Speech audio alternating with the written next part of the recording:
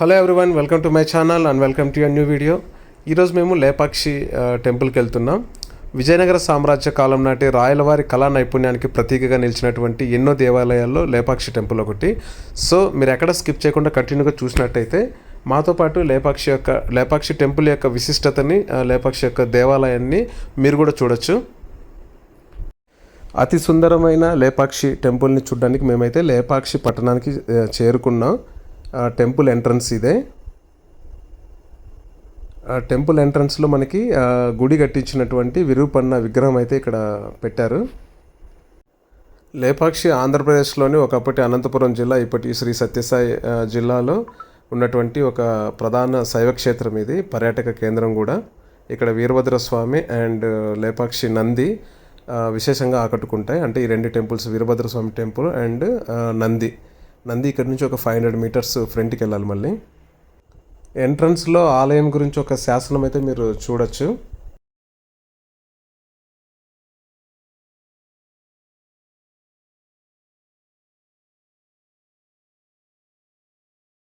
లేపాక్షికి ఆ పేరు ఎలా వచ్చిందో తెలుసుకునే ప్రయత్నం అయితే చేసాం. అయితే రెండు కారణాలు అయితే ఇక్కడ మనం తెలుసుకోవచ్చు. ఒకటి, ఇతిహాసం ప్రకారం రామాయణంలో రావణాసుడు సీతమ్మ తల్లిని అపహరించుకొని వెళ్తుండగా ఈ పర్వతం, అంటే ఇప్పుడు వీరభద్ర ఆలయం ఉన్నది కూర్మ పర్వతం అనమాట. ఈ కూర్మ పర్వతం పైన జటాయువు అడ్డగిస్తుందంట. అయితే రావణాసుడు ఆ పక్షి రెక్కలు నరికివేయగా ఈ స్థలంలో పడిపోయినట్లు, ఆ తర్వాత సీతాదేవి అన్వేషణలో ఈ స్థలానికి శ్రీరాముల వారు వచ్చి జటాయువుని తిలకించి జరిగిన విషయం తెలుసుకొని తర్వాత ఆ పక్షికి మోక్షం ఇచ్చి లే పక్షి అని ఉచ్చరిస్తాడంట. సో ఆ లే పక్షి అని పదమే కాలక్రమేణా లేపాక్షి అయినట్టు స్థల పురాణం ద్వారా మనం తెలుసుకోవచ్చు. మరో కథ ప్రకారం విజయనగర సామ్రాజ్యం రాజు అయినటువంటి అచ్యుతదేవరాయలు పరిపాలనలో పెనుగొండ రెండో రాజధానిగా ఉండేది. పెనుగొండకి కోశాధికారి అయినటువంటి విరూపన్న రాజుగారి అనుమతి లేకుండా ప్రభుత్వ ధనంతో ఆలయ నిర్మాణం చేపడతాడు. నిర్మాణం చాలా వరకు పూర్తయి కళ్యాణ మండపం నిర్మాణం జరుగుతున్న సమయంలో, అంటే కళ్యాణ మండపము వీరభద్ర ఆలయం బ్యాక్ సైడ్ వస్తుంది. ఆ కళ్యాణ మండపం నిర్మాణం జరుగుతున్న సమయంలో రాజుగారికి విరూపన్న వ్యతిరేకులు ఈ విషయం గురించి చేరవేస్తారంట. దీంతో విరూపన్న ముందుగానే రాజు విధించబోయే శిక్షను తనకు తానుగా విధించుకొని 2 కళ్ళను తీసేసి కళ్యాణ మండపం దక్షిణ వైపు ఉన్న గోడకి విసిరి కొడతాడంట. అలా లోప అక్షి అంటే కళ్ళు లేని అనే పదాల ద్వారా ఏర్పడిందే లేపాక్షి అనేసి రెండో కథగా ఇక్కడ స్థానికులు చెప్తారు. కథ ఏదైనా కూడా లేపాక్షి మాత్రం చారిత్రక ప్రదేశం. శ్రీకృష్ణదేవరాయల కాలంలో మాత్రం ఇది చాలా ఫేమస్ అయింది. విరూపన్న నాయక, వీరన్న నాయకులను ఇద్దరు రాయలవారి కాలంలో ఇక్కడ రాయలవారి ప్రతినిధులుగా ఉండి ఈ ప్రాంతాన్ని వాళ్ళే ఏలారు. లేపాక్షి దేవాలయం పసుపచ్చ, ఆకుపచ్చ, ఎరుపు, నీలి, నలుపు, తెలుపు రంగులను ఉపయోగించి అద్భుతమైన చిత్రాలతో నిర్మించబడింది. శ్రీకృష్ణదేవరాయల కాలపు చిత్రలేఖనం గొప్పతనం అంటే లేపాక్షి దేవాలయంలో చూడొచ్చు మనము. శివుడు వీరభద్రుడై కొలువు ఉన్నటువంటి శైవ క్షేత్రంలో వైష్ణవాలయములకు సమానమైన ముఖమండపం, పైకప్పు, లోభాగాన మహాభారత, రామాయణ పౌరాణిక గాథలు అయితే లిఖించారు. దేవాలయం యొక్క రెండో ప్రాకారం నుంచి ఇట్లా వెలుపలికి ఒక దారి అయితే ఉంది. ఇక్కడి నుంచి మనము జటాయువుని దర్శించుకోవచ్చు. అంటే వెళ్ళడానికి ఒక 1/2 కిలోమీటర్, 500 మీటర్స్ అలా ఉంది. సో ఇక్కడి నుంచి కూడా మనము జటాయువుని దర్శనం అయితే చేసుకోవచ్చు. 15వ శతాబ్దంలో నిర్మించబడిన ఈ దేవాలయం ఎన్నో అద్భుతమైన శిల్ప కళా నైపుణ్యానికి ప్రతీకగా నిలిచింది.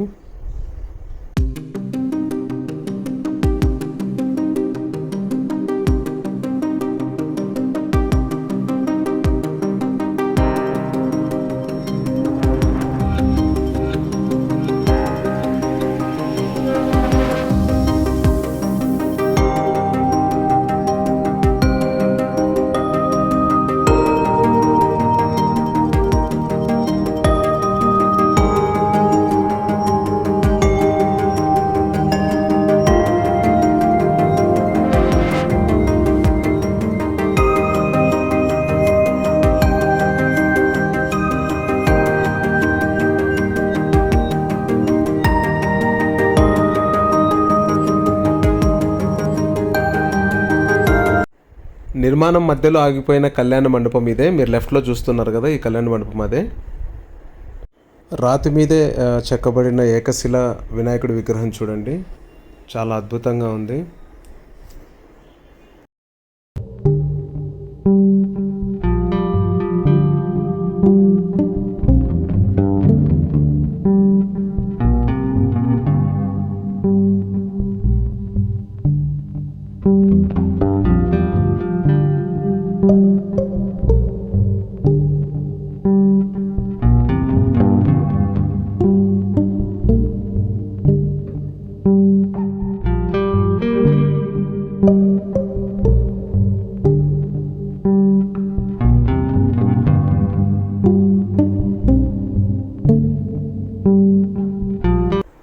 లేపాక్షి టెంపుల్లో ప్రధాన ఆకర్షణ ఇప్పుడు మీరు చూస్తున్నదే దాదాపు 30 అడుగుల ఎత్తులో పాము చుట్టుకొని ఉన్నట్లున్న శివలింగం ఆరు బయట ఉంటుంది. తూర్పుకి అభిముఖంగా ఉన్నటువంటి ఈ శివలింగం సూర్యాస్తమయం సమయంలో మాత్రం అత్యంతం అద్భుతంగా కనిపిస్తుంది.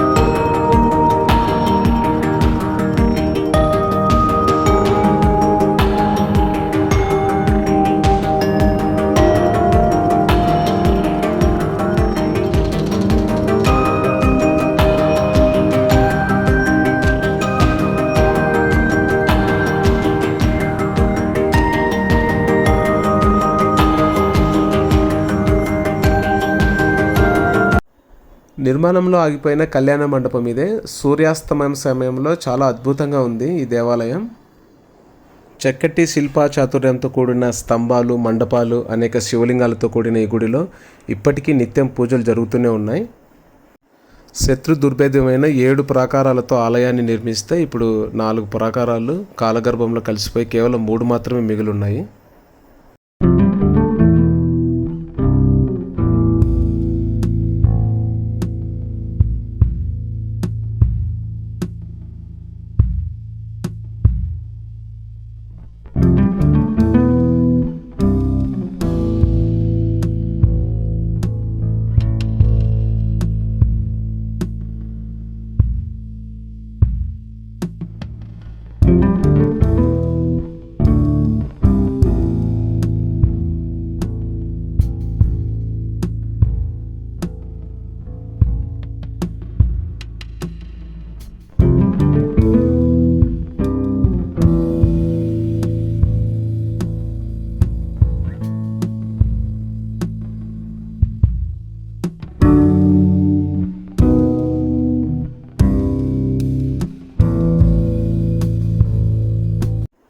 ఎత్తైన స్తంభాల మధ్య ఆంజనేయుడి విగ్రహం ఒకటి ఉంది.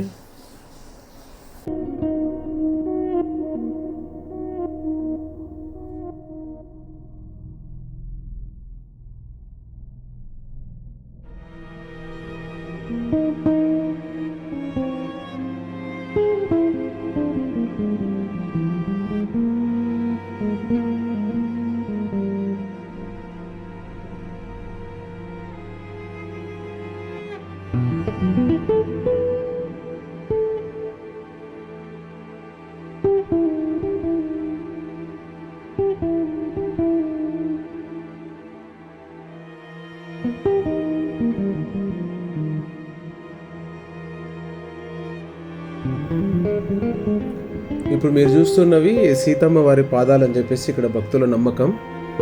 ఇక్కడ ఎప్పుడు తడిగానే ఉంటుందని చెప్పేసి అంటారు.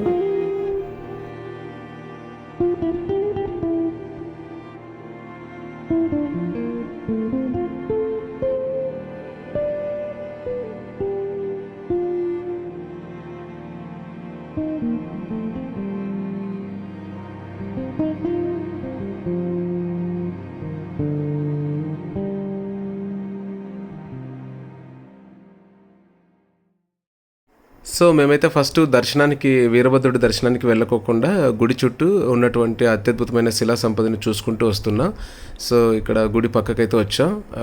కేవలం తులసిని పెట్టడానికి మాత్రమే ఎంతటి అద్భుతమైన రాతి తులసి కోట నిర్మించారు, ఒకసారి చూడండి మీరే. సో ఇక్కడి నుంచి వెళ్తే గుడి లోపలికి వెళ్ళచ్చు. వేలాడే స్తంభాలు కూడా లేపాక్షి దేవాలయంలో చాలా ఫేమస్. ఒకటి వేలాడే స్తంభం ఉంది, చూసారా అత్యంత అద్భుతమైన శిలా సౌందర్యాన్ని. సో ఇప్పుడు మీరు చూస్తున్నది వేలాడే స్తంభం. ఇక్కడికి వచ్చిన భక్తులు ప్రతి ఒక్కరు ఆ వేలాడే స్తంభాన్ని చెక్ చేయాలని చెప్పేసి ఎంతో ఆతృతతో చెక్ చేస్తారైతే వాళ్ళు తెచ్చుకున్న క్లాత్ కింద పెట్టి దాన్ని చెక్ చేస్తారనమాట. అయితే పూర్తిగా వెళ్తుంది కానీ జస్ట్ ఒక 1% టచ్ అవుతుంది. పూర్తిగా క్లాత్ అయితే అటు సైడ్ అయితే వచ్చేయదు. సో మేము కూడా అయితే ట్రై చేస్తాం, అయితే రాలేదు, అది ఒక చోట పట్టుకుంటుంది.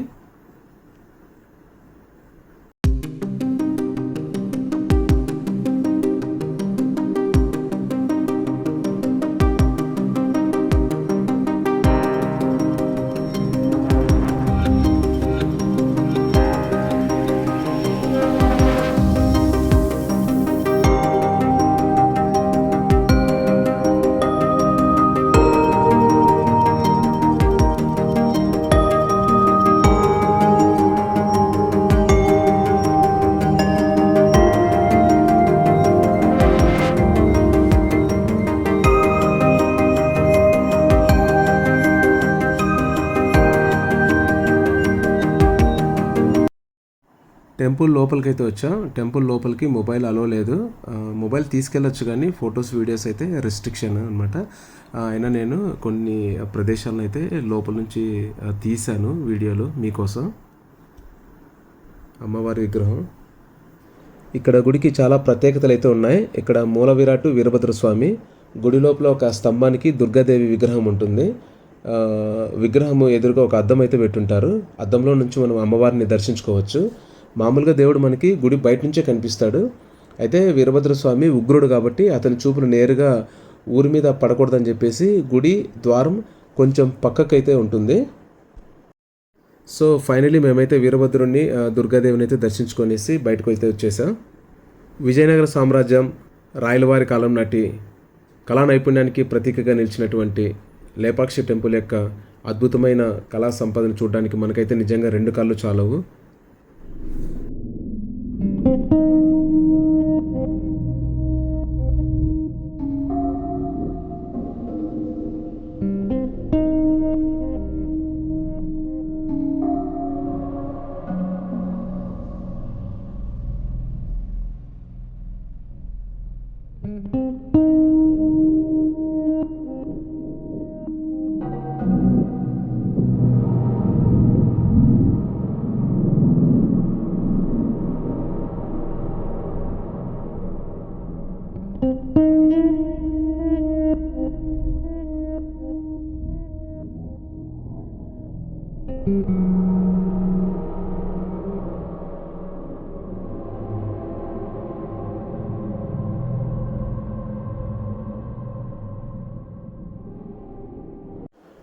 ఆలయం లోపల ఉన్న టెంపుల్స్ అయితే ఇక్కడ లిస్ట్ పెట్టారు. వీరభద్ర ఆలయం, విష్ణు ఆలయం, పాపనాథేశ్వరం, భద్రకాళి, హనుమలింగ, రామలింగ, ఇలా టెంపుల్స్ అయితే చాలా ఉన్నాయి లోపల. సో వాటన్నిటిని మీరు చూడొచ్చు. లేపాక్షిలో మరో అద్భుతం నందీశ్వరుడు. సో నందీశ్వరుని చూడడానికైతే మేము వెళ్తున్నా. టెంపుల్ దగ్గర నుంచి ఒక 300 మీటర్స్లో నందీశ్వరుడు ఉంటాడు. ఏకశిల నంది విగ్రహం టీవీగా కూర్చున్న భంగిమలో ఉంటుంది ఇది. ఇంత పెద్ద నందీశ్వరుడు బహుశా కొద్ది చోట్ల మాత్రమే ఉంటుంది అనుకుంటా. నేను కొన్ని వందల టెంపుల్స్కి అయితే వెళ్ళాను. ఇంత పెద్ద నందిని నేను బృహదీశ్వర ఆలయం తంజావూరులో మాత్రమే చూశాను. సో దాని తర్వాత ఇదే చూస్తున్నాను.